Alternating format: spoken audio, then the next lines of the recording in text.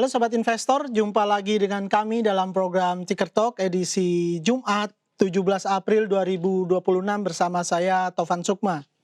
Sobat Investor, indeks harga saham gabungan atau IHSG pada perdagangan kemarin kembali harus terjerembab ke zona merah dengan pelemahan tipis sebenarnya, yaitu 2,21 poin atau 0,03% menuju level 7.621,38.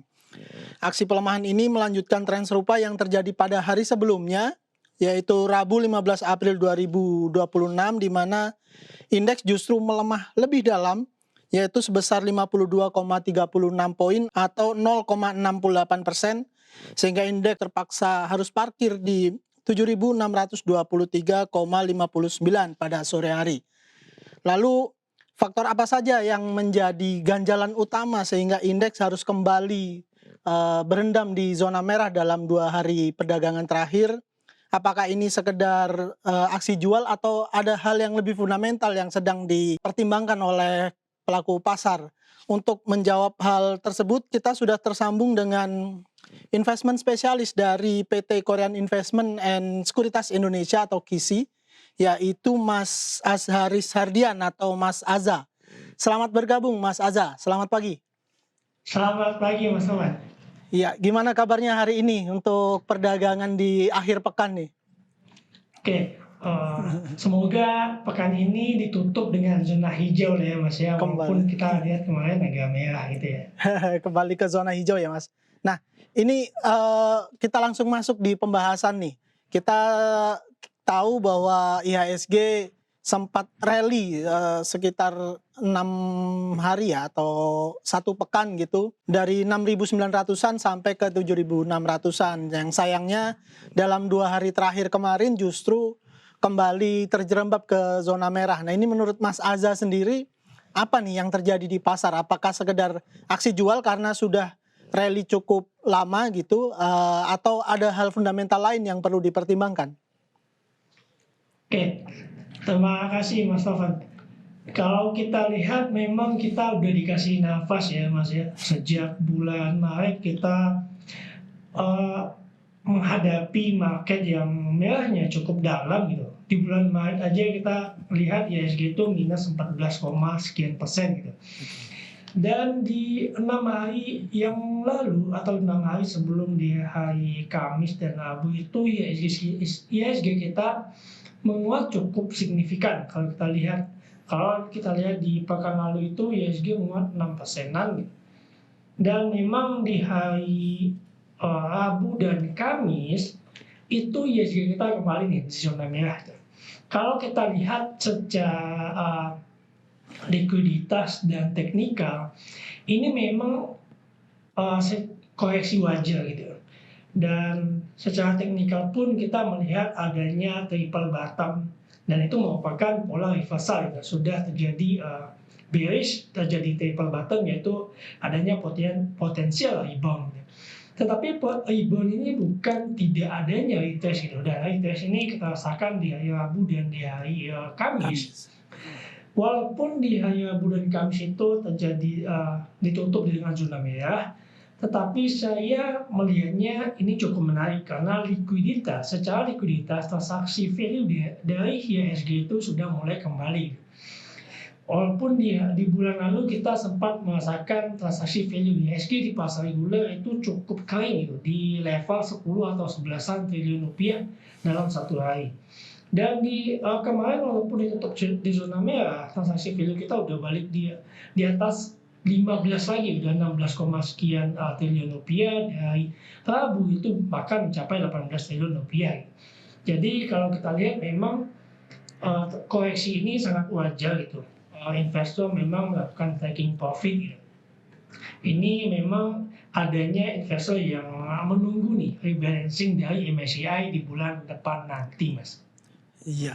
Nah, karena ini menurut Mas Aza ini cukup wajar gitu ya, karena sudah menguat cukup tinggi dari 6.900 ke 7.600-an, maka aksi profit taking ini menjadi hal wajar. Sehingga juga dengan adanya profit taking ini, peluang untuk kembali rebound ke zona hijau berarti masih cukup terbuka ya Mas? Betul sekali Mas, karena kalau kita lihat secara targetnya pun ISG ini berpotensi ke 8.100 lagi nih, walaupun ya Oke, sekarang kita akui sekarang itu ISG memang lagi koreksi wajar gitu. Dan untuk di pasar domestik pun ada sentimen yang menarik gitu.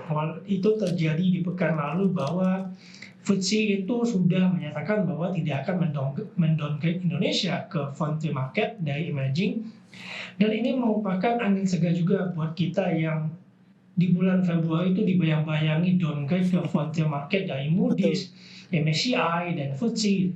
Dan sekarang kita udah melihat nih reformasi dari SLO, lalu FTSE juga memutuskan tidak mendowngrade Indonesia, lalu Asian Development Bank itu juga memproyeksikan ekonomi kita itu tumbuh di angka 5,2%.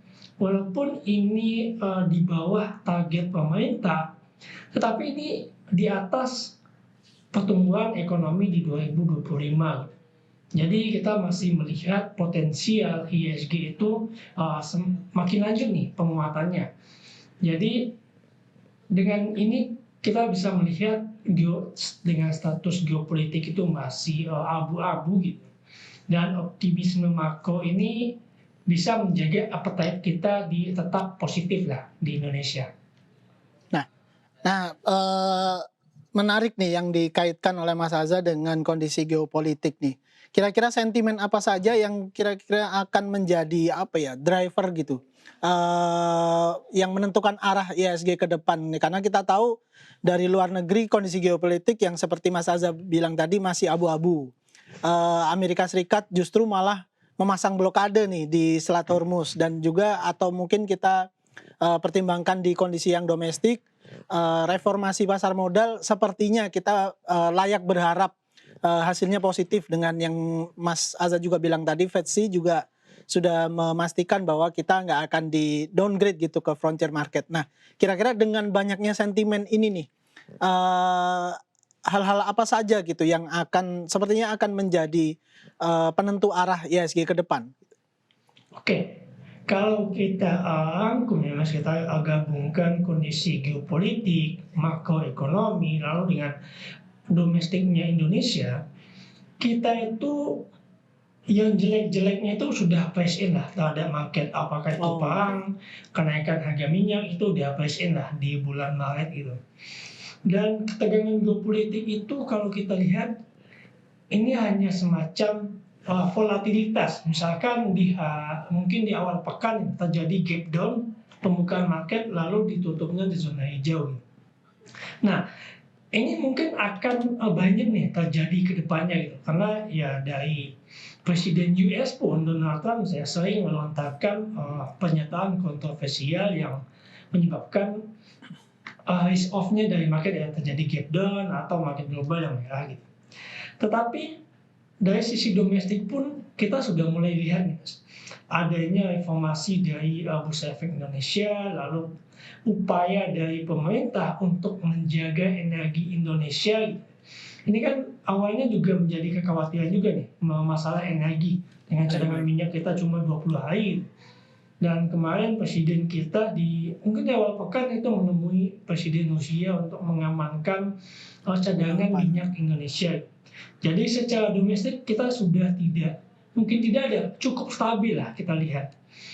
Dan kita bisa tunggu di bulan Mei nanti apakah dengan SLO sudah memenuhi proposal dari MSCI dengan membuat aturan free float 15%, ada HSC juga, high shareholding concentration, ini harusnya mendapatkan apresiasi lah dari MSCI. Apakah nanti MSCI melakukan evaluasi gitu, mungkin mengeluarkan emiten MSCI yang ada di HSC tersebut, walaupun nanti dikeluarkan itu menjadi sentimen negatif, namun kita harus cermati juga bahwa MSCI sudah memberikan respon positif. Jadi apakah nanti di bulan Mei akan ada including atau di skip di bulan Agustus nanti. Nah, ini yang menurut saya bisa kita cermati nih Mas Novan. Karena kalau sudah pasti MSCI sudah mengumumkan kapan dia akan including, Nah, kita udah bisa lihat nih, mungkin kalau di-skip ke Agustus mungkin akan ada tekanan lagi, pressure lagi, tapi itu hanya, eee sentimen negatif gitu. Jadi tidak secara fundamental gitu. Baik, baik.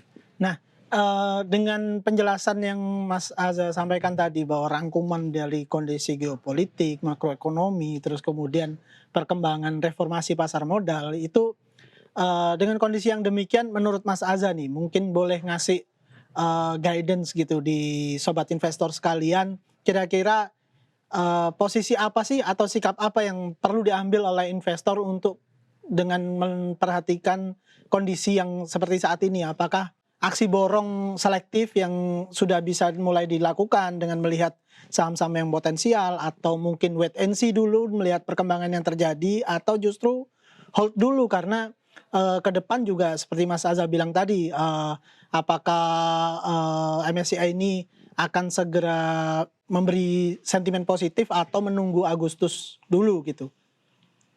Oke, eee, untuk sikap kita menghadapi market, kali ini adalah kita bisa manfaatkan, taktis lah, memanfaatkan momentum rally dari IHSG ini. Mungkin nggak hanya jadi penonton, misalkan IHSG-nya naik, itu nggak kita cuma nonton aja ya. Kita bisa manfaatkan rally ini dengan trading jangka pendek gitu. Dan dari momentum ini kita sebenarnya bisa lihat lagi, kita breakdown mana sektor-sektor yang harusnya ini menjadi penopang rally-nya IHSG nih. Kalau kita lihat yang menjadi penopangnya adalah memang dari sektor basic materials gitu dan energi. Ini masih mendorong energinya dari apa ya? Memang kalau kita lihat ini masih energinya batu bara itu yang masih menopang gitu. Teman-teman bisa cermati sektor tersebut. Lalu juga dari sektor nikel gitu. Karena Indonesia ini memang masih menjadi pemain kunci lah. Jadi kalau kita bisa bilang yang ngatur harga nikel global itu bisa Indonesia karena ya kita menjadi produsen